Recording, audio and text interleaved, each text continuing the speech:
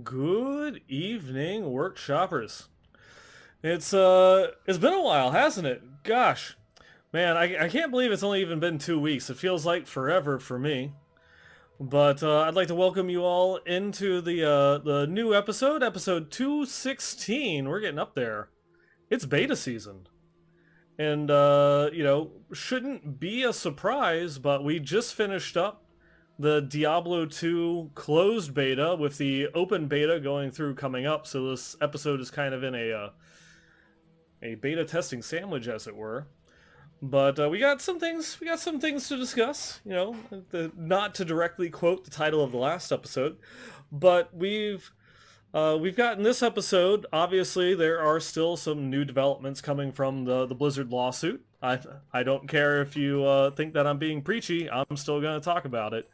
Um, Patch 2.7.1. The most recent season is going through and still shaping up to be one of the most popular seasons of Diablo 3 ever. Of course, we've got a lot of learnings and findings from the Diablo 2 Resurrected beta this past weekend. And we have a little bit of a surprise trivia coming out from a former producer of the Diablo 3 franchise. To start things off, of course, I'd like to go through and toot my own horn for a little bit with the Weeks in Gaming. Don't always have a chance to go and talk about this one in the show openings. But as I've been talking about in the last couple of episodes, I've been preparing for a big Warhammer Age of Sigmar tournament that was happening up in Orlando this past weekend. And while that did prevent me from actually participating in the D2 Resurrected beta, at least the closed section of the beta, I had a blast. It was a lot of fun. If you go through and you check my Twitter, I've got some pictures of some of the games, pictures of my army and everything. I won't go through and take up too much time, since it's not entirely Diablo related. But I was at least appreciative that I had named my army list, Traggle's Vengeance, because Traggle, Giant, Dragon, and in Diablo 3, it's the Blood set is the Traggle set, and then my army was themed around a whole bunch of Blood Knights, where in an older edition of Warhammer, they were the Blood Dragons, or the Blood Dragon clan of vampires. And so I thought that it would be kind of cool to just kind of like throw that in there. It's a whole bunch of dragons and blood and vampires and all this other type of stuff, so why not? It's thematic, right? Traggle's Vengeance. It's all good. Set. Done. I knew it was going to be a good weekend Friday night when I go through to check in, and I hand in my list to the TO, and the judge is just going through looking at it. It's like, oh, that's pretty cool. It's a Diablo reference. And it's just like, yes, like just started, and it's already done. And of course, I had quite a few Diablo conversations over the weekend. I was going through, I was repping. Friday and Saturday, I was wearing my Diablo shirts, but to try and bring myself some good luck on Sunday, I went and put on a Nagash, my AOS shirt, and then I tanked. I guess I should have just left the Diablo shirts on, for the Queen Mother to go through and be watching over me. But yeah, it was a great fun weekend. My goal was to go 3-2. It was only 5 games, so you can't go complete 50-50. And I figured that I was a good enough player that I could get above the 50% statistical hump, right? So I managed to go 3-2. I came in 17th out of, I believe it was a 62 player event. My buddy Matt that went up with me, he actually went 4-1. He just missed the top 8, which is like one of those big, in at least in Warhammer communities and tournaments. I guess it's not even just like Warhammer and such. Like the top 8 is always like that big finisher. So he literally came in ninth. Just because he missed a couple of points for determining like tiebreakers and such. But definitely big props to him. I'm really glad that he managed to go through 4-1. I went undefeated day 1, and then day 2 I teched in, or I matched into my 2 weakest matchups. A whole bunch of like shooting and magic domination. And I should just start a Warhammer podcast because I want to talk about my list building and my thought process behind it. But I'm sure I'm already losing I'm already losing watchers. Don't hit unsubscribe yet. I will talk about Diablo, I promise. But it was still a lot of fun. Even though coming in 17th, I still managed to go through and grab Best in Grand Alliance Death. I always play Death armies. Praise be to Nagash. Undeath is my theme. I enjoy necromancers both in Diablo and, well, everywhere, anywhere. So I'm glad that I went through and managed that, though it was only because the person that ended up winning the tournament was also playing a Death army. And they don't give out double prizes. So because he was already winning Best General, they then gave the Best in Death to the next person, which happened to be me. Also, the weekend I won a trivia contest and got like a out of print collector's book signed by the author. Which, while I'm not the biggest 40k fan, had some people quite envious on the Twitterverse on that one. So yeah, that was pretty cool, and I crushed that trivia contest, by the way. But yeah, that kind of is gonna go through and sum up all of that. So I'll stop boring you with the Warhammer news, and I'll just start another podcast someday about that. And well, let's go through and talk about some Diablo stuff. Which of course is the big topic still surrounding Blizzard and all of their games is the lawsuit, which is going to be it's going to be going on for a while. The obviously that there is still a lot of hurt and frustration that's going along with this. There's news stories that are coming out all the time as people are feeling comfortable enough or feeling as if their voice or their thoughts might be heard, that are going through and sharing stories of discrimination or abuse that they might have suffered while at the company. And we haven't even gotten to court yet to go through and have the prosecution go and start laying down claims and things of that nature. So we're still in for a long and bumpy ride. Not to mention the employees themselves had put together a short list of demands that they want from Activision Blizzard, and they've not even been acknowledged yet. So there's that. But the thing that's going to go through and impact the Diablo community directly is back on August 11th, two notable people in the Diablo development team were let go from the company. Jesse McCree, as well as former game director Louis Barriga, are both no longer with Blizzard. While it could just be they're stepping away or they've left, the timing surrounding all of it, of course, is extremely suspect. No official comments from themselves, and all that Blizzard will say is that they are no longer with the company.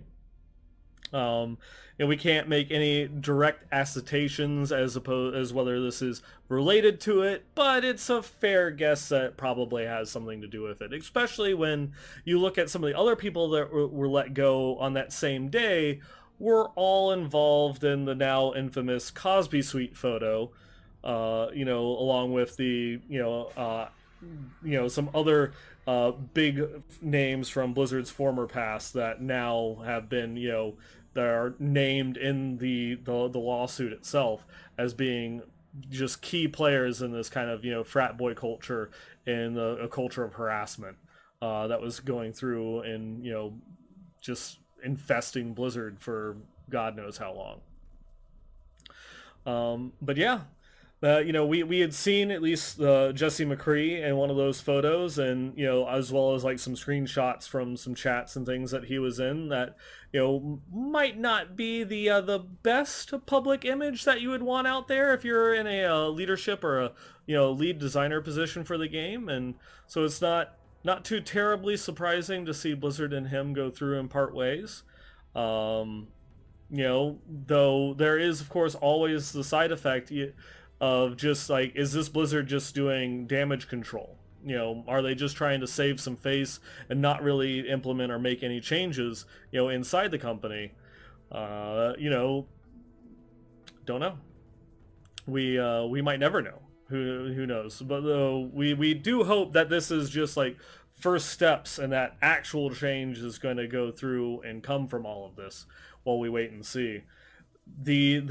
The big one, of course, is just there were no, at least previous allegations that were out there that I had seen about, Luis in, but his departure is, extremely poorly timed. So you have to call into question, was this related? And it's like, well, you know, Occam's razor, yeah, probably was, and that's kind of shitty to learn. I don't really, and I mean that as kind of shitty, and not in the aspect of, oh no, Diablo 4 doesn't have a games director, oh, the game is going to get delayed or anything like that. It's just that, it's someone that, even though I didn't know him personally, I've never interviewed him or anything like that, he seemed to have his finger on the pulse of what made Diablo Diablo. And so seeing someone like that end up being potentially someone that was like, an abuser, or was taking advantage of his role or power within the company, that kind of sucks to learn someone that you at least respected ends up being maybe not so great of a person. And then also to comment on just going through and losing two senior lead positions for Diablo 4. The game is made by a team. Sure, people in the lead position or the game director are going to have a bit more say in the direction that the game goes, but ultimately the gameplay, the aesthetics, and things like that are handled by many people. These are things that are developed, by multiple artists, teams of artists, designers, programmers, sound effects engineers, VFX artists, all these other types of stuff. That there's no one person that's going to be directly responsible for like all of the great games for a development team the size of Diablo 4. So it's definitely not a sky is falling moment. And when you come to, it's interesting because while like obviously a games director position is important for going through and wrangling and corralling very large teams, large teams that, as long as they're put together well, can operate without a games director. Individual team leads as well as producers, if they have previously been fully empowered with which to do their jobs, are still going to be controlling direction, managing timelines, budgets, and things like that without the need of a game director. Whereas in these instances, probably any of those decisions that would require the game director's approval, or like a final say where multiple teams are having an argument over how something should be handled, or a direction that like the story might go, or visual effects or something like that, probably is just going to go one more step up the chain, which would be Rod Ferguson, in order to make any of those decisions that they can't come to a consensus between the individual team leads, or the producers and such. So I mean, sure, it might cause some delays, like in a long-term type scenario. But any projects that are actively being worked on or troubleshooted or anything like that are still going to be carrying on. It's not that big of a delay in day-to-day things. I used this example before when I was having discussion with another friend, where like if one of the theaters that I worked at, if the GM were to walk out the door tomorrow, what impact will that have? The management team is going to be a lot more stressed because all of a sudden they've got a lot more responsibilities put on their shoulders, but the doors are going to open every morning, the movies are still going to play, we're still going to make popcorn, and we're still going to take care of people. So the day-to-day operations is going to more or less stay the same. And if there's something really big, such as me requiring approval for a purchase or a repair, I can just take that one step up and go to our regional director in order to get an answer for those questions that I might normally defer to the GM. But some other things, such as like hiring another manager or hiring a kitchen manager or something along those lines, that will probably get held off until the GM position is filled. But those are things that might cause some problems or complications a little bit further down the road, in addition to just having a bit higher workload for certain individuals within the company. But the business still goes. We learn and improvise, right? So that was just my take on it. That the show will continue, the game will continue being developed, and you've got a whole group of people that are invested in this current direction that Diablo 4 is going.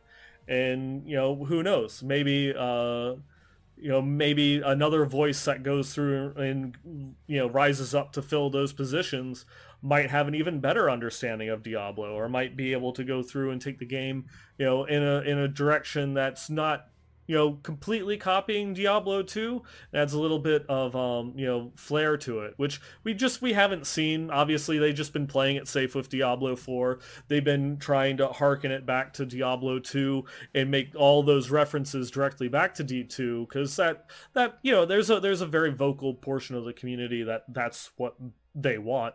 That they want Diablo 2.5.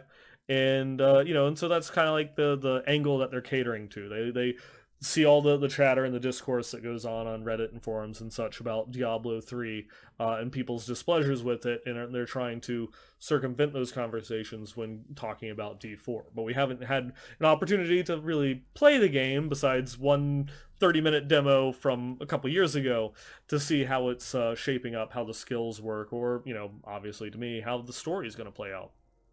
We will, we will wait. We'll wait and see, right?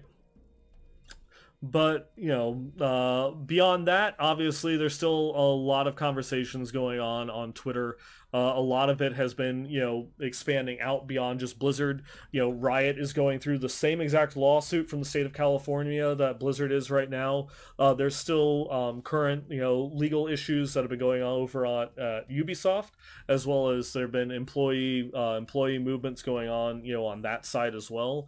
And there's been a lot of discussions about talk of unionization and such, which it obviously seems needed, especially with today. The conversation in like the game dev like Twitter first was about the value of QA.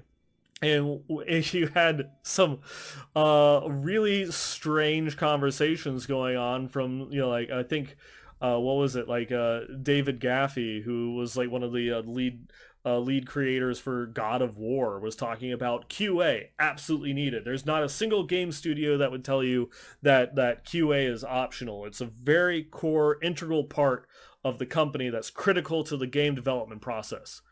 But the actual QA testers themselves, they're worthless. Get rid of them. They're replaceable. We can do without. There's someone else standing in line to go through and take your job. Like, how could you just come so close to actually getting it and then like completely miss the point of the conversations that are going on? You can't say that QA is valued when you don't value QA, right? Right? Does that, am I the only one like lost on that train of thought? I know I'm not, because most of it was just like, that's a terrible take, dude, but he just did not back down on that one. It just, God, that's just bad. And this is someone that was game director for multiple huge like titles, and I guess now he does like YouTube game reviews or something like that. I don't know, but yeah, there's obviously a lot of broken things in the game development industry, because it was it's so young.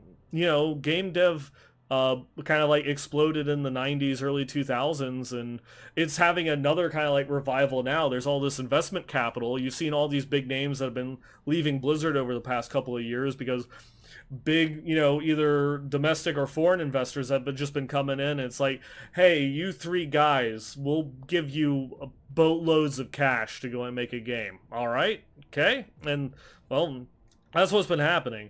But that was something similar that happened like in the 90s, 2000s, when gaming like really started to become mainstream and taking off, where it was just Wild West, and people were going through, jumping in and making games because they grew up playing and enjoying games, and it was that passion that fueled many early companies. Like, look at Blizzard itself, Silicon and Synapse. It was a passion for games that got them all together in order to go and start a game studio.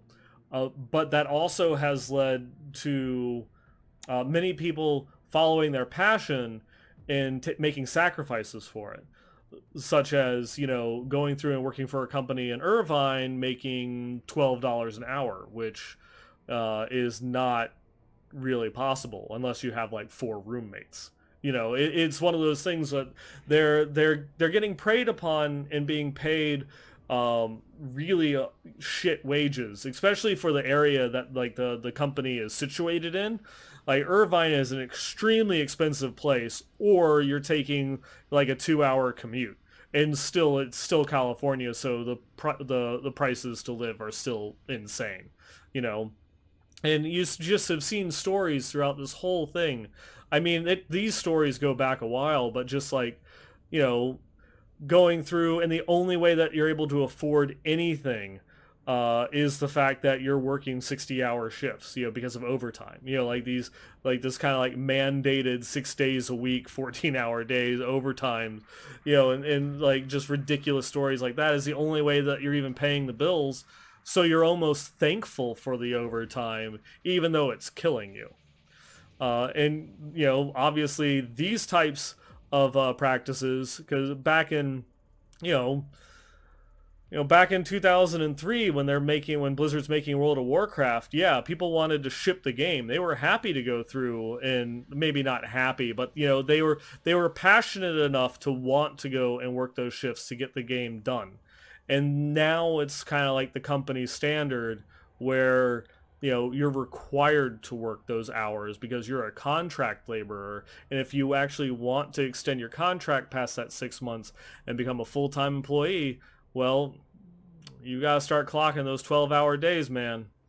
You don't if you're not pulling 60 hours and the rest of the team is doing 65, well, obviously it looks like we don't want to renew your contract, because yeah, there is a whole line of people just coming fresh out of college that are just want to do anything to gain the prestige of working at Blizzard or Riot or wherever, and those people are having their passions taken advantage of. And really the only way to get around those predatory practices is, well, unionization. Obviously there are, you don't have to tell me, you can put away the keyboard. Obviously that unions aren't all 100% glitz and glamour. There's problems with unions, but unions still, from the most part, benefit the employees rather than the company, and not having a union is just solely benefiting the company and hoping that they will go through and give policies that will help benefit the employees, as opposed to having a collective governing that will force them to begin to listen to the employees. And yep. I'm sorry. This one went a little bit longer than I intended, but it's just things that I'm not afraid of going through and talking about. The Activision Blizzard lawsuit, the Blizzard lawsuit. And yeah, if new information and stuff like that comes up, expect it to be front and center at the start of every single one of the podcasts, because, well, that's where it deserves to be. Because if we like these games and we want to continue playing great games, I, for one, want to make sure that the people that are making those games are treated well. Because if they're being treated well, then that's going to make a better game, right? Anyways. So, while not really anything new to report on in Diablo 3, the season, Ethereals are it, man. Ethereals are it. Feedback from high and low, just going through and like popping in and watching, like Leviathan or Muggle Mama streams and such.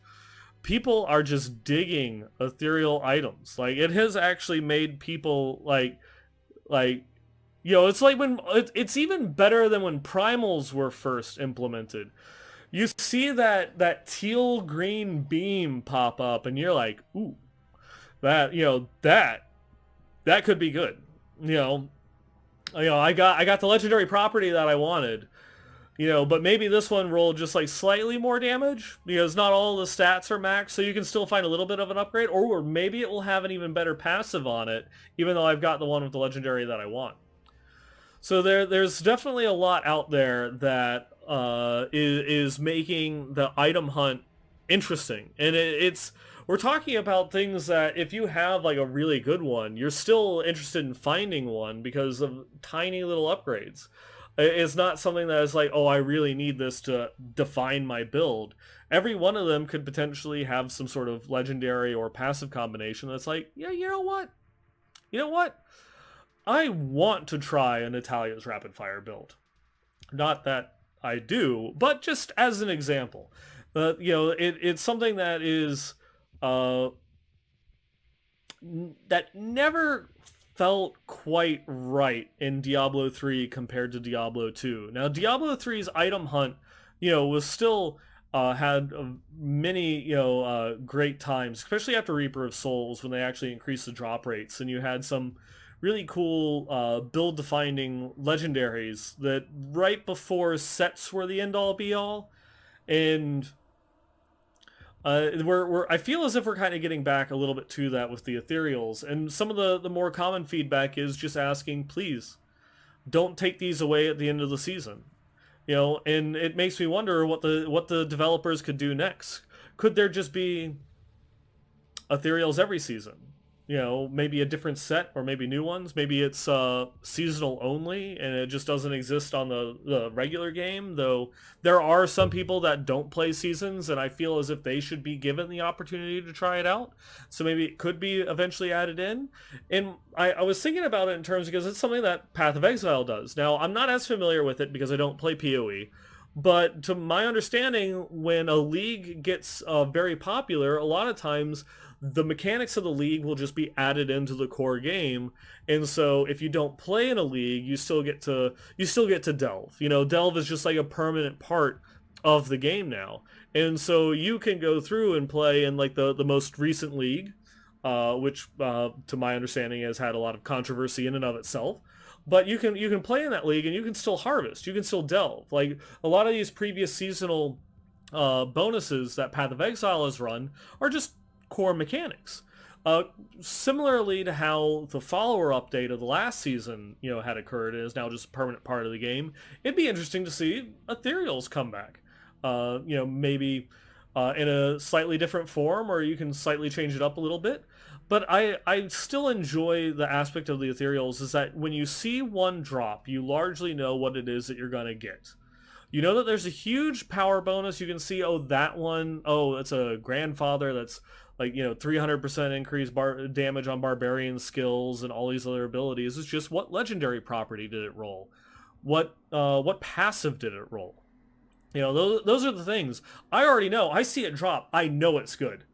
It's not a red ring. It's like when you see that primal ring drop onto the ground, it's like, don't be a Justice Lantern, please. Don't be a shit. It's a primal Justice Lantern. But you see that green beam pop up, and that has the potentiality of being useful. Like, it's within the realm. Maybe not even for your build, but with the new build leaderboards and such, you can still go through and maybe try out, well, I want to try, like a Might of the Earth set. Let me go and see what this rolls. Let's check this out. I want to go through and do like a whirlwind build or something. So there's a lot there, to think about. And I really, really do hope that the devs listen to the feedback and such, and maybe see what they can do as far as making ethereals a permanent part of the game, or maybe a reoccurring theme, in every season, something just out there. But the core feedback is that the concept of these innately powerful items that are relatively rare, but have predefined stats, and we're not completely leaving it up to RNG as to whether the item is good or not, is a great item concept and should be replicated in the future. That I think is probably something that can sum up the majority of feedback that I've seen from other content creators or communities, forums, streams, and things like that. And while we're on the topic of Diablo 3, I did also want to go through and point out that there is a pretty cool conversation that's going on Reddit right now. This episode, of course, is being recorded August 18th. And it is the former one of the former game producers for Diablo 3, Nathan Lutsock, for which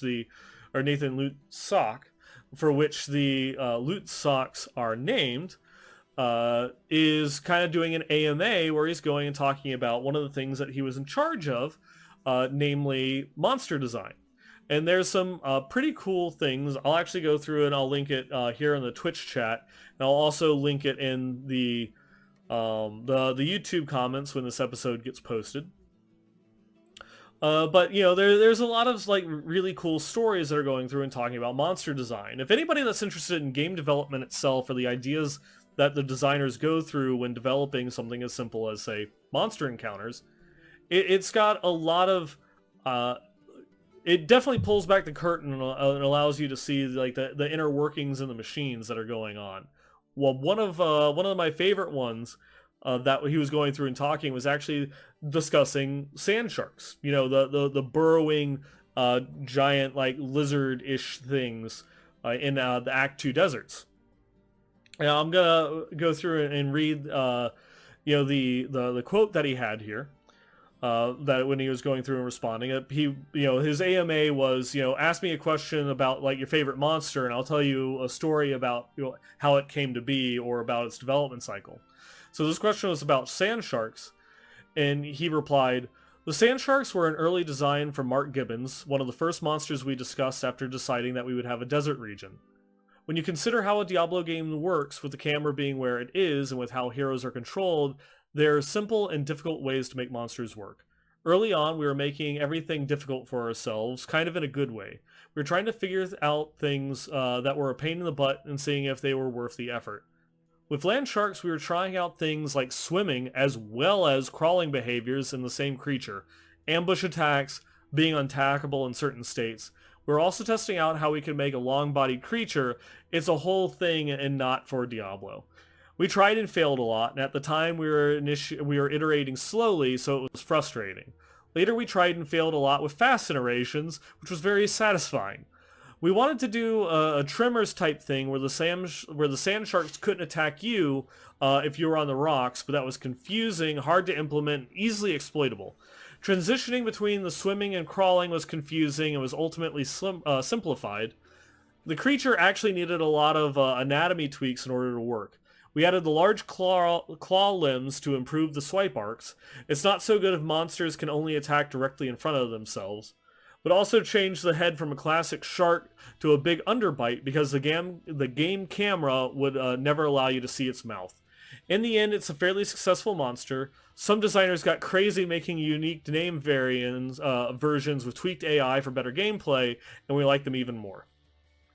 But from that one is just like there's a couple of things that they're going through and talking about, whereas, you know, just like where like its original implementation from this probably was like an actual shark, and the giant kind of, you know, thresher limbs that it goes and adds in were just there basically so it could communicate bigger attack arcs instead of just having like a shark bite attack directly in front of it. Increases its threat radius as well as building up like that front body of the monster. In addition to like the whole design implementation of why it has the massive jaws and the underbite is because if it was a regular shark with that massive overbite, because of the angle of the camera, you'd never see it. And that's just like things where how the game engine is dictating the art and the design of the creatures and the monsters. I felt it was, you know, that was really, really interesting to go and like learn some of this stuff. But I highly recommend you go through, take a look at it. There's a whole bunch of story. They cover mallet lords, treasure goblins, all these other types of things. There's a lot of common themes that he talks about, that if you followed some of his other posts, I should mention that this isn't the first time he's done this. He pops up every couple of months and does like a big AMA or like some sort of massive like kind of like opening the treasure trove and sharing stories about the game development of Diablo 3, because he actually was, you know, a producer on Diablo from 2004, I believe, to 2014. 2005 to 2014. I just went and looked at his comment.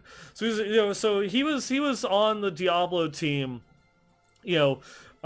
Basically, I think in one of the previous comments he had mentioned that he joined the team in it during like its transition from Blizzard North to Blizzard proper, and so he was there and it actually saw a lot of the original design content that the Blizzard North team had talked about, which is going into another story that he shared here. You know, the giant chained creatures in Mount Ariat or Ariat Crater in Act 3 for Diablo 3 that you never really get to fight. Well, those are apparently holdovers from a boss that Blizzard North was developing.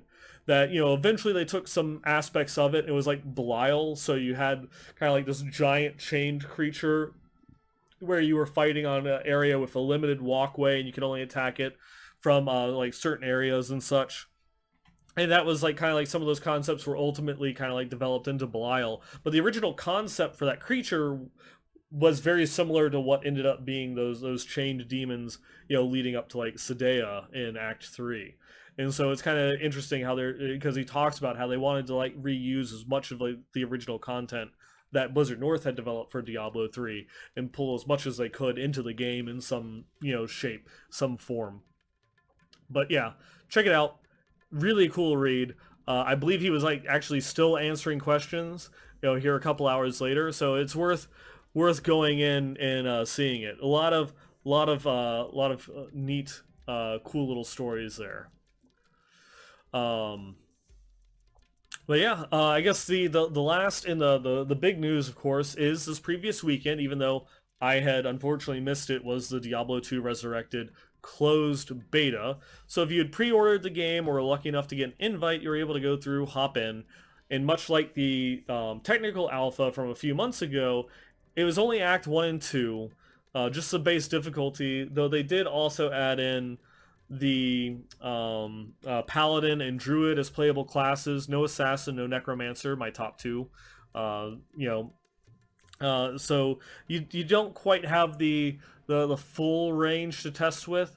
Though this one, from what we were told, was primarily just geared towards testing the multiplayer and BattleNet capabilities, since it's now being moved over to the new BattleNet architecture instead of the old BattleNet servers, and just seeing how everything was going and playing. And while it was definitely rough around the edges, there was a lot of feedback of like lag, disconnects. I believe at one point they actually had to patch and restart the European servers due to the severity of the issues. But it's something that they're at least going through and working on. And Rod Ferguson did also comment on Twitter earlier today that they have taken some feedback and they are going to be implementing some additional fixes before the open beta starts this next Friday, August 23rd, which I'll actually have a chance to play on. I mean, August 20th at last until August 23rd, and I'll be playing in the open beta since I'm not going and pushing around little plastic dudes that I spent like a month and a half painting. But you know, so far the majority of the comments and such were mostly positive. You know, there are of course you know, still some discourse and debates over the actual game. You know, it is because it is just the game. You know, they've said that they are going to you know, fix what was it back at BlizzCon line. They said that if it is that their way of looking at bugs in the game was if it is like kind of like detrimental to the play experience, they will consider going through and addressing or fixing. But if it's something that's kind of like part of the game, they won't. So in that one, you know, was specifically I think like the whiff bug, you know, and I think like three examples that had come up in response to that question was the Andariel bug, which is staying, so you still be able to bug Andariel for the elite drops. The melee swing bug, which unfortunately is still going to be staying. I hope that one that they will turn around and fix at some point. And then like the invisible poison gas clouds, which is the one that I specifically asked because that is one of my least favorite memories of Diablo 2, and I'm sure you're probably sick and tired of me talking about it as I bring it up almost every time I talk about Diablo 2. But yeah, but since we haven't been able to get to Act 5, we don't know. And just like some other things, like, you know, can you make it so that way Anya's portal stays up permanently, even if you take the Halls of Pain waypoint? because that one becomes problematic, especially if you want to say farm Ubers.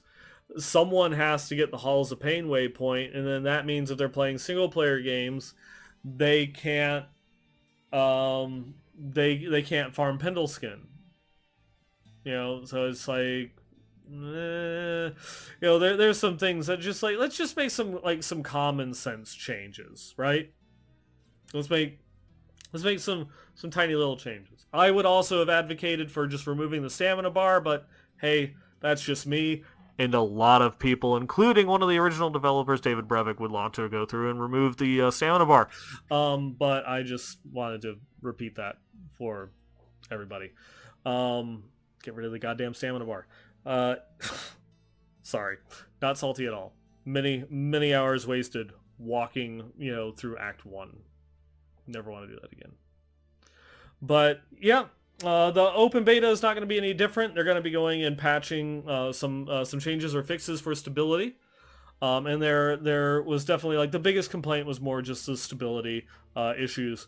One of the more prevalent ones, I believe, was a similar issue that had happened in Amazon's New World, where the menu screens are not frame capped.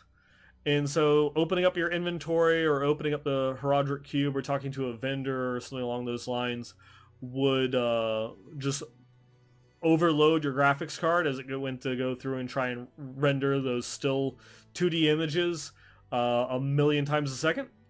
But hopefully that's some feedback that's collected there. We can fix those issues. Maybe not in time for the open beta coming up this weekend. So just keep an eye on your GPU temperatures, and as well as the stability issues, game crashes, and things like that.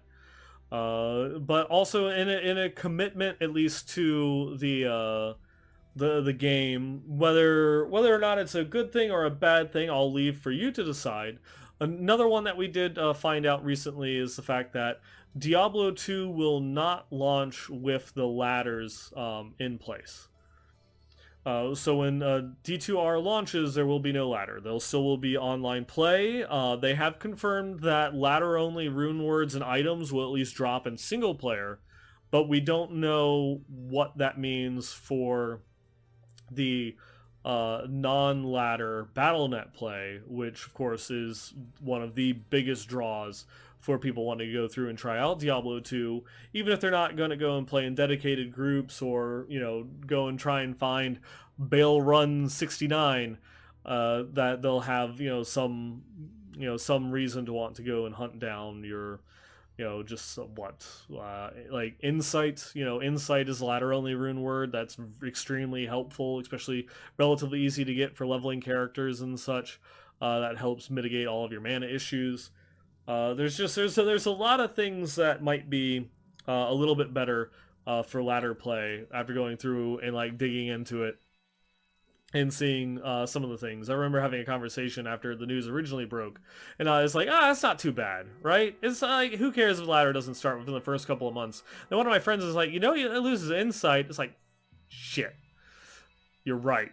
I do care. I do actually care. So I'm going a 180, and I do actually now care about the ladder not at start. I'll live with it. Obviously, I'll live with it. But I can understand about the ladder not going through at start, especially after going and seeing some of the connection hiccups and server lag that was coming with the multiplayer beta. That maybe once the full game itself launches, we might see and collect more feedback this upcoming weekend in the open beta. Because anybody and everybody, whether you pre-order or not, you can go download the game, try it out. I believe it's also going to be on the beta is also going to be on consoles, so download it on PlayStation, download it on the Xbox. Sorry, Switch, you have to wait till the game launches. To go try it out, test for bugs and things like that. Because there was another one that was a bug that was found with like trading gems that cause like the other gems in your gear to like reapply their bonuses. So if you had 60% magic find from like a couple of gems in your helm, and then you open the trade window, traded like a chipped gem, when you went and looked at your character screen, it doubled. But if you also had rubies, it increased your health. And then as you flipped through the character screen, it just kept adding the health bonus up and up and up and up. But then when you looked at your actual health total, it had not increased, and so it was just a visual bug of going through and happening, and it wasn't actually bugged from what could be seen. It was just a visual bug. It wasn't actually bugging out the stats. It was just, of course, the if you didn't play the original Diablo 2, the character screen was referred to as the LCS, the lying character screen, because nothing on it was accurate. The stats don't matter, and everything is made up. You know, and it obviously we would hope in D2R that the character screen is a bit more accurate, but at least it's staying true to form and not being accurate, right? It's not that big of a stretch. But yeah, I'm looking forward. I hope to stream at least Friday night for the Diablo 2 Resurrected Beta. Saturday is a maybe, and Sunday is a probably not. I believe I'll be working another overnight Sunday, as well as just like dinner with the family and such. So that's definitely not going to happen on Sunday. Maybe Monday after I wake up. Since we will still have the beta all day Monday, and I'll work the overnight, so like the afternoon and everything will be free. And then Saturday, I'm still waiting to hear back on some other things to see if I'll be available to stream. But definitely intend to go through and stream the game at least on Friday. I have an early birthday gift from a friend and a new emote that I need to get a couple more sub points for in order to use. So I want to go through and show that off. We'll see. We shall see. But with that, it's gonna bring this episode to a close. I will end on one other thing. Blizzard, where is my Netflix series? Where? It's been months since we've heard anything about it, and I want to know. We've got all these great video game content coming out between like Netflix and Amazon Prime and all these other places. All these different video game IPs that are going and putting out these new animated shows. And nothing from the show that's been teased for like the last like 3 years to potentially have been in development, with that's been confirmed but not confirmed, and then the lawsuit and all those other types of stuff. Who knows? But with that, will bring me to close out this episode. If you liked what you listened to, liked what you saw, if you didn't like what you saw, feel free to go through, drop me an email, or give me feedback over at Westmarch Workshop at blizzpro.com. You can also leave comments or reviews on YouTube's, iTunes, Stitcher, whichever that you want, which of course you can also find the stream. I stream every other Wednesday live at twitch.tv/blizzpro at 9 p.m. Eastern, 6 p.m. Pacific, as long as my smoke detector doesn't go through and start wonking out on me like right at 8:57 before I go live with the stream. And you can also catch the show on YouTube. Just do a search for Westmarch Workshop. We're hosted by the BlizzPro channel.